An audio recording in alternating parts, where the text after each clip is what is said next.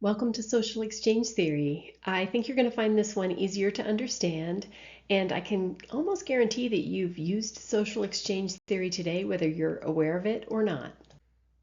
So, the easiest way to summarize social exchange theory is simply the weighing of pros and cons. And I'm guessing you've already done some of that today, like, should I do my schoolwork now or later? What are the pros of exercising or not? Or eating a treat or not? Or biking versus driving? Or bringing up a concern to someone or not? We tend to be weighing pros and cons all the time.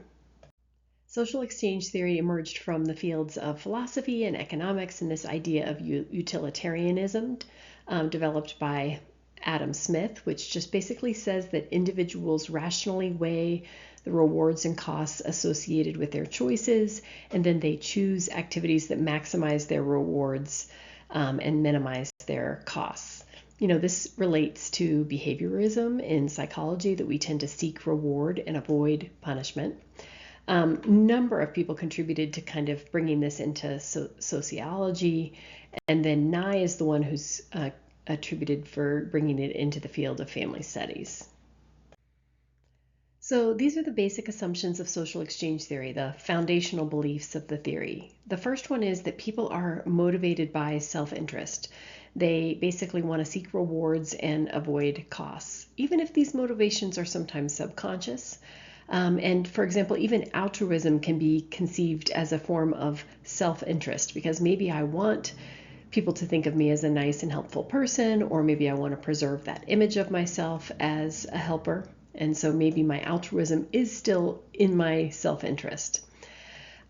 We also can predict what people might choose based on what they're motivated by. So if people who really want kids are going to perceive that the rewards of children outweigh the costs. Or if someone's really motivated by money, we could predict that they might take a job that they don't like. So understanding someone's motivations will help us understand and predict what choices they might make. Another assumption is that people or humans are rational. This means that we are rationally calculating the ratio of costs to rewards. But as we're going to see, this assumption of social exchange can be called into question. I don't think people in emotional situations and families are always kind of rationally weighing the costs and benefits. And then the last assumption here is that our social relationships are interdependent. This idea that in order to get something, we have to give. We can't just take. All cultures are based upon this idea of exchanges of goods and services. And we must give to others to be able to keep that interaction going. Yet when we are engaging in these social relationships or interactions, we are all trying to maximize our rewards and minimize our costs. Okay, so here's the key concepts of social exchange theory. The first is reward, and so that can be anything that we perceive as beneficial, and costs are, of course, the inverse of rewards. And we've got a slide coming up that will go through kind of sources of rewards and costs, or common sources of rewards and costs. Profit then is the ratio of rewards to cost, so reward minus cost. So when we're making decisions, we don't just take into account the rewards, right? We also balance it out with the costs, and then we pick the one with the highest profit. So maybe I'm thinking about two different jobs, and I'm thinking about, okay, I'm listing out kind of rewards and costs for each one around things like how many hours, the fit, the pay, the flexibility, the working conditions, the autonomy. And so maybe I end up picking a job that pays less because it has other rewards, right? Like I can work from home, or it's a better fit for me, that actually end up making it more profitable. Comparison level is when we compare ourselves to others in a similar position as us, to figure out basically how good we've got it. So how profitable is my situation? So maybe I compare myself to other faculty at CSU, and I look at their workload, how many classes they have to teach, what they get paid, and I go, okay, how profitable? Am I still coming out ahead? Am I still doing better than a big chunk of people here at CSU, right, or faculty around the country or something. Similarly, I can do that in my marriage. Like, how good's my marriage? Well, let me think about my other friend's marriage. How am I feeling about my marriage compared to them? I think I'm doing okay. My marriage is still profitable. Comparison level for alternatives, and this gets a little tricky, is where we compare our current situation to a possible alternative situation for us. So maybe I'm not so sure that my marriage is happy, and so I'm comparing myself to friends who are divorced, which is an alternative situation for me, or remarried, for example. I'm trying to think, what would be the rewards and costs for me of divorcing or remarrying, and how does that compare to the rewards and costs of my current situation? Let's see. So then, similarly, I could do the same thing with my job. Like, what if I wasn't teaching at CSU? What else would I be doing? What would be the rewards and costs of that? How does that profit compare to my profit here at CSU? Okay. Then the idea of exchanges or interdependence. So this was based. You heard this in the assumptions, but just the concept of exchange just says, in order to maximize our profits, we usually have to engage in exchanges with others. And typically we are involved in exchanges all the time. You and I are in an exchange now where you're paying some money for this class and I'm hopefully giving you something in exchange for that. The norm of reciprocity is this, very simply put, seems to be very ingrained in our societies, that like, if you scratch my back, I'll scratch yours. So if someone helps you, you should help them, or at least you shouldn't harm them, because they were helpful to you. If you watch the clip here from The Big Bang, it shows that Penny gives Sheldon a gift, and he knows she's going to give him a present, but he doesn't know what it's going to be, and so he buys a bunch of gifts just in case. So he's ready to give her a gift of equal value, right? And so you may have had that similar feeling, like, oh my gosh, they're spending that much on my present. I guess I'm going to have to spend more money on their present, or I'm going to have to make something really cool. There's also, under this idea of norm of reciprocity, this concept of generalized reciprocity or deferred exchange, meaning that this you scratch my back, I scratch yours doesn't always have to happen immediately, that it can be over time. And that happens a lot in our family relationships. I think that's why many kids feel like they need to take care of their parents in old age because their parents took care of them. And why some of my friends are like, why would I take care of my parents in old age? They didn't even take care of me, That's where it doesn't work. There isn't that generalized reciprocity for giving back good things. It can also be like in a couple relationship, maybe right now I'm having to work more hours or do more because you're in grad school, but I'm expecting that later you're going to get a better job because of grad school, and that's going to pay off, so that over time it's going to be fair, even if it's not right now. And then the last concept here is just equity or fairness, which is built into the theory. Generally, we all seem to have this expectation of fairness or equity, and we get upset, right? And there's lots of reasons to be upset when things aren't fair. But even those of you taking care of little kids have heard them yell, like, it's not fair, that's not fair. And we know that relationships and marriages are more likely to end if they're perceived as unfair. But most of us are willing to tolerate some unfairness if we think it's going to get more fair down the road. So here are common sources of rewards and costs. It's not a totally exhaustive list, but these are the basic ones. And you might be thinking, which of these have been motivations for you? So the first one is social approval, right? We generally may be motivated to make decisions that other people are going to be happy with. So you might have noticed this, that when you were telling people that you're going to college after high school, or you're attending college now, that people often are happy about that. And so that gives you kind of social approval for your decision. When you are getting married at what society thinks as an appropriate age, you might get, social approval for that. And it kind of can become a hidden pro on your list. And all of these have, the opposite. Doing things that don't bring social approval would be a cost, of course. Things around like autonomy and flexibility. So you might have chosen like a job based on how much it will let you be in control on what you work on or when you work or how much you work versus jobs that don't have a lot of autonomy and flexibility. Security. So we probably all had that experience of staying in a relationship or a job or a living situation that maybe wasn't ideal, but that we could at least count on and was secure. Values, opinions, beliefs. We like to make decisions like taking a job or choosing a partner that are congruent with our beliefs or values. So, for example, if I was going to take a job related to public policy, I might rather have a job that's in line with my political views.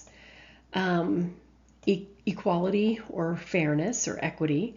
These are all perceived as rewards or make things as more rewarding. So I don't know if you've had this experience where you're working someplace and you feel like you're earning good money, and then you find out that your coworkers are making more money than you. Well, now you don't perceive it to be as equitable, your job, and this becomes a cost that you're not getting paid equitably. Let's see. Oh, I skipped over money. That's a fairly obvious one. Love or attraction can be a motivation, right? A source of reward, being with someone that we love, being with someone that we're physically attracted to. And then the last one is unambiguity, meaning that ambiguity is a source of cost and unambiguity is, or unambiguous is a source of reward. And so remember, that's kind of related to family stress theory, the ambiguity of the stressor. And so that just means that we are more likely to choose things or find things rewarding that are clear to us. Whereas if we can't picture what it's going to be or know what we're choosing, then that's more costly. So I had a graduate student who had 2 job offers in Boston, and one, the hours and the money were very clear. You're working this many hours, you're making this much money. And the other it was very ambiguous. You could work anywhere between 20 hours and 40 hours and make either this much or a whole ton of money.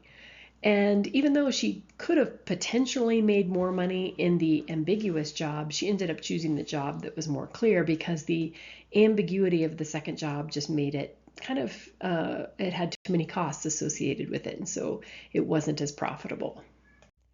Here's the theoretical propositions of social exchange theory. So the first one we've already talked about quite a bit. Actors in a situation will choose whichever behavior maximizes their profit, which again is rewards minus costs. The second one is called the principle of least costs, or that actors in a situation where there are no perceived rewards will minimize their costs.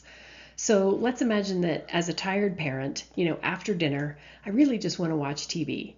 But I can't. I have to choose between 2 things I don't really want to do. I can either put the kids to bed or I can do the dishes. And so depending upon the day, some days maybe I've been with the kids all day, and so the least costly is I'm just going to do the dishes, listen to my music, have a little peace and quiet. Or maybe I haven't been with the kids all day and I've been on my feet, and so the thought of laying down and reading stories actually seems like least cost, The third proposition here is about long-term profit. So when the short-term profits are equal, then we will choose which alternative gives us the most long-term profit. So let's say short-term, gosh, I could major in HDFS or I could major in English. I would enjoy either of those for these next few years. Which one do I think is going to be more profitable in the long term for my career? Or vice versa, if we think that the long-term profits are the same, then we look at kind of what will be more rewarding or profitable in the short term. So, gosh, in the end, a bachelor's degree from Colorado State or Florida State, they're both going to serve me the same, equally well, similar levels of profit. So where do I want to live for the next 4 years? Is it more, do I perceive there's more rewards outweighing the costs for Tallahassee or for Fort Collins? So here's a simple example of social exchange theory. Let's weigh the pros and costs of getting married. And we can do those both in the short term, pros and cons, basically rewards and costs, and in the long term, rewards and costs. So take a second, think up a few, and then look at our upcoming slides where we've jotted down and compiled some short and long-term rewards and costs. Okay, so here's just some examples that we came up with for short-term rewards and costs. And again, this ties to these prepositions of social exchange theory that we are going to do kind of a cost-benefit analysis both in the short term and in the long term. So, examples of short-term rewards associated with getting married might be like social approval and excitement and a honeymoon and wedding gifts and reducing household costs and a new beginning. But costs might be things like, oh, weddings are expensive and stressful, especially if our families don't agree, or, those kinds of things, that we're giving up some freedom, and the single life and committing to somebody. That's all kind of scary. And we might lose some friends in the process because maybe they just don't fit with kind of our new couple situation. Okay, so if we continue with our cost benefit analysis and we think about it in the long term for getting married, maybe it's like, wow, now we're kind of building our own family, or we have this sense of companionship. Think of that a lot with my husband right now in the empty nest, like, at least I've got you, at least we have each other. This sense of security or stability or support, more money, right? More financial stability if we're dual income. But of course, the long-term costs are we could go through a divorce, we lose our independence, we have to compromise, we don't get to date. Sometimes I miss dating. It's kind of fun.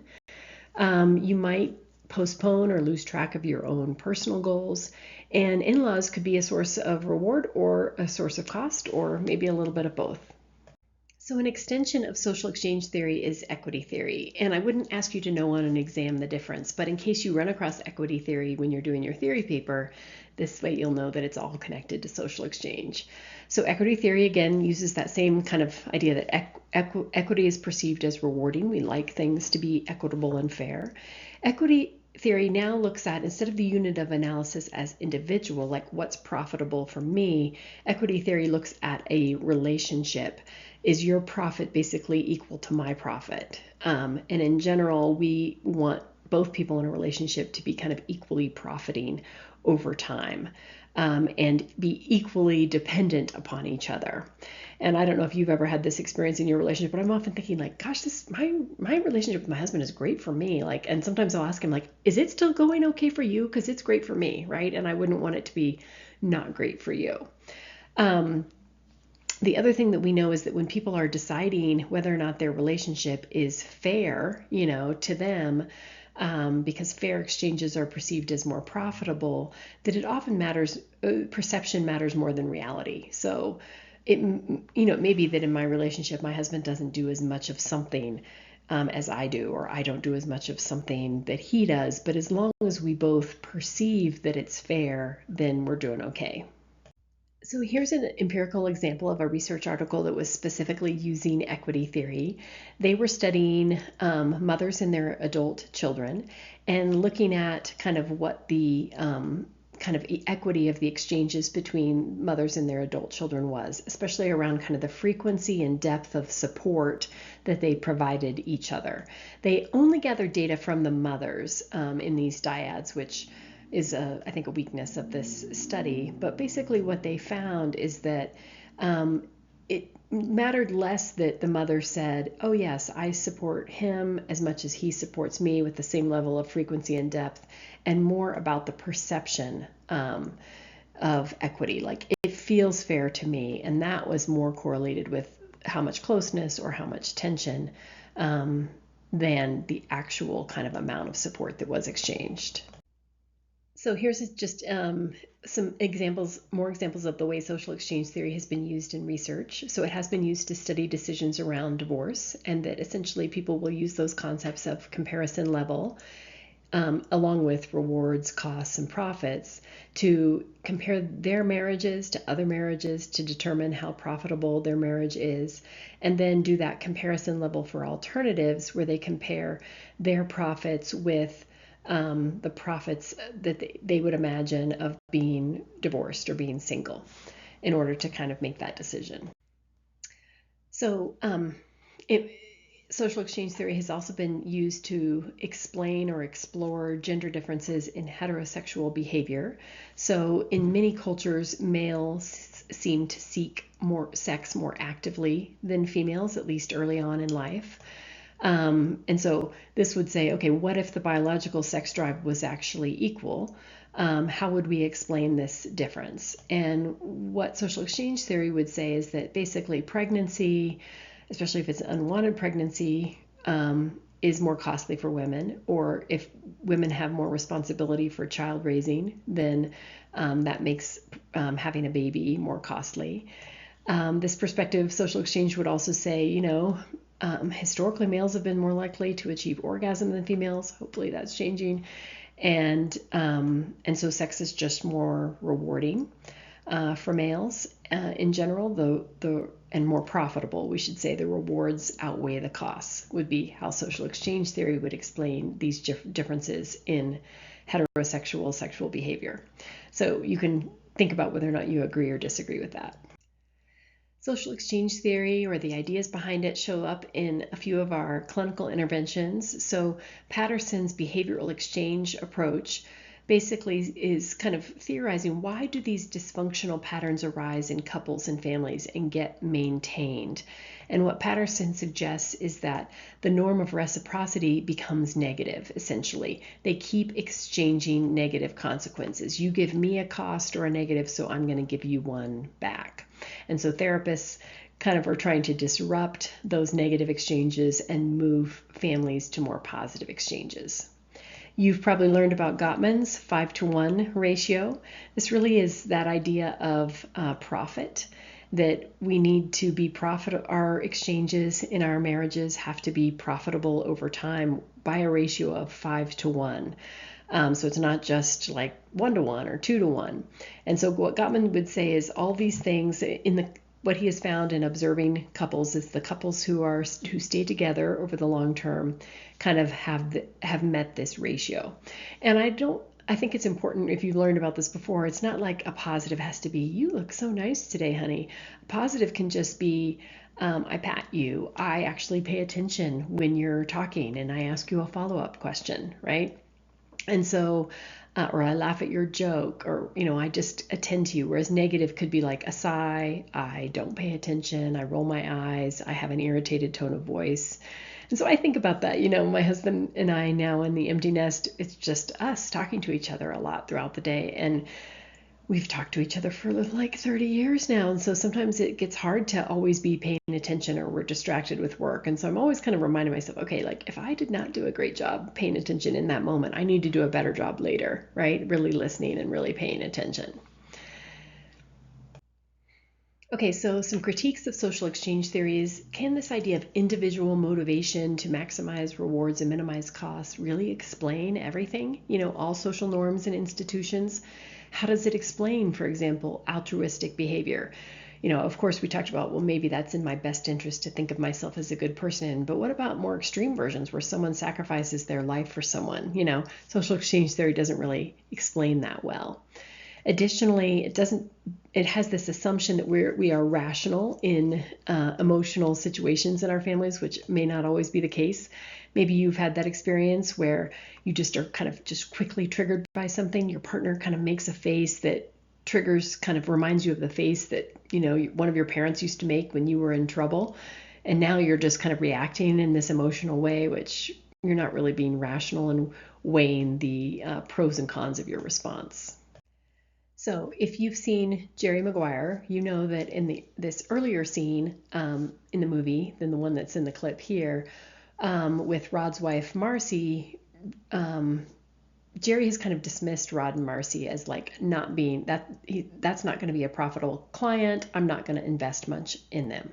But once Jerry gets fired and all of his clients, who are on the phone and on hold kind of end up hanging up, now he's in a different situation and his comparison level has changed. Before he was comparing, himself to other agents with a full clientele and, Rod to his other clients. But now he doesn't have a job and he has no clientele. And so he's comparing himself to someone who has nothing to someone who at least has Rod. And so now holding on to Rod seems more profitable and even entails yelling, show me the money, which he probably wouldn't have done before he lost his job. So here's an empirical article example for the theory paper, again, older than your 10-year range, but researchers who specifically said that they were using social exchange theory to study caregiver burden for spouses or family members. So again, in the overview of the study section, this first section of the paper, you just describe the study. You don't worry about the theory. So you describe kind of what the focus of the study was, what their hypotheses were, who they studied, what they measured, what their results were, and what the implications were. So in this case, it was Medicare beneficiaries, their caregivers. They were focusing on caregiver burden, and they found that when people didn't feel like they had enough support, they felt more burdened. So remember, in the second section, you can put aside the research article and just explain social exchange theory. If you were just going to if you were going to write the Wikipedia page on social exchange theory, how would you explain it real quick? And we want you to use a minimum of 6 concepts or assumptions, pulling from both this lecture and the textbook chapter. All right, so now in the third section of the paper, you just simply go back to your study looking for clues of how they used social exchange theory. And sometimes they're not exactly saying the term as we learned it, generalized exchange, but maybe they are implying that, people engage in exchanges over time or reciprocal relationships or something. And so you're kind of guessing, I think they're using this idea of generalized exchange. And so you just basically report here what specifically they talked about with social exchange, where that showed up in their research study. So in the fourth section of the paper, I put on my thinking cap and I evaluate how well they used social exchange theory based on how I understand it. And then I talk about what they did well and what they could have done better. And so I say, wow, they really explained social exchange theory well and clearly tied that to family caregiving. They also used social exchange to help us understand caregiver burden within dyads. They also discussed relationship satisfaction as a reward. But what they didn't do, for example, is they didn't really clearly explain that burden was rewards minus costs, which equals profit. In the final and fifth section of the theory paper, I use one of the other 5 theories that we're studying in this unit, and I apply it to this same research study. And I think, what if the researchers were using family systems instead? And I go ahead and describe family systems, and then I pick some concepts that would really apply to this study. And so maybe I focus in on the concepts of rules and roles, and I hypothesize that once caregiving begins in a family or emerges, that it kind of changes the family rules and the family roles. Maybe we had some implicit rules like we don't talk about money, but now we have to be more open about our finances. Or maybe our roles were like the mom was the nurturer and the kids were the recipients, but now that's more reversed. And so we might then hypothesize that they're going to see some changes, and that we would imagine that burden might be kind of the stress associated with changing roles and rules. Hey, way to make it to the end. See you next time.